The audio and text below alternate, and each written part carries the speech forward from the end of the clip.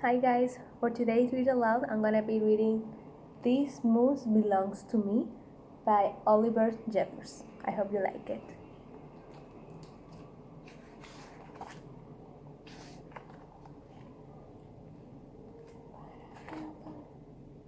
Wilfred owned a moose. He hadn't always owned a moose. The moose came to him a while ago and he knew, just knew, that it was meant to be his. He thought he would call him Marcel. He began following Marcel, explaining the rules of how to be a good pet.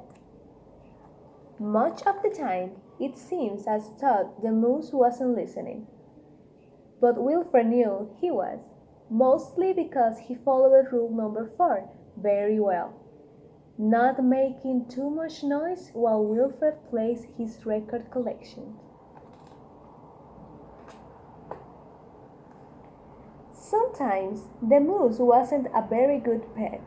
He generally ignored rule number 7, going whichever way Wilfred wants to go.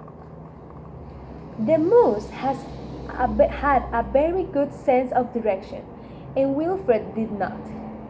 And because the moose was particularly poor on rule number 7, section B, maintain a certain proximity to home, Wilfred quickly learned to bring some strings along on their outgoings so he could find his way back again.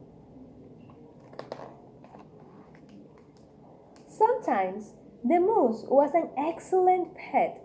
He had no trouble with Rule 11, providing shelter from the rain. Teamwork over here. I love the illustration of how the moose is protecting his friend Wilfred. Or Rule 16, knocking down things that are out of Wilfred's reach. Once again, teamwork. I love it. One day, as Wilfred discussed their plans for the coming year on a particularly long walk, he made a terrible discovery. Someone else thought she owned the moose. Rodrigo, you're back! Wilfred was dumbstruck. This moose was Marcel, not Rodrigo. The old lady was mistaken, and Wilfred thought it was only proper to him to correct her. This moose belongs to me, he said.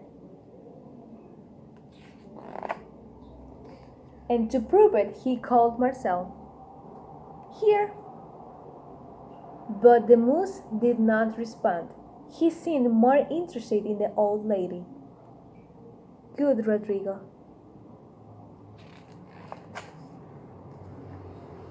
Fine, said Wilfred. Embarrassed and enraged, Wilfred rushed off for home. But in his haste, a mile from anywhere, he tripped over his string and got tangled up. And there he lay. Wilfred was beginning to get a little bit worried. It was getting late and the monsters would be out soon. He had just ruled out the last of his options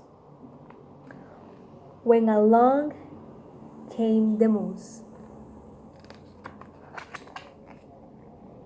And performed Rule 73 brilliantly, rescuing your owner from perilous situations.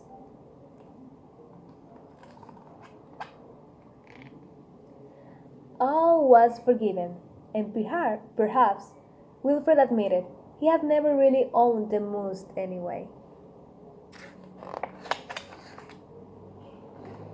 With that in mind, he and the moose reached a compromise. The moose will agree to all of Wilfred's rules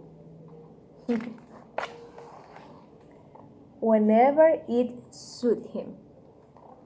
So the moose will only follow the rules when it's something that he would like to do as well.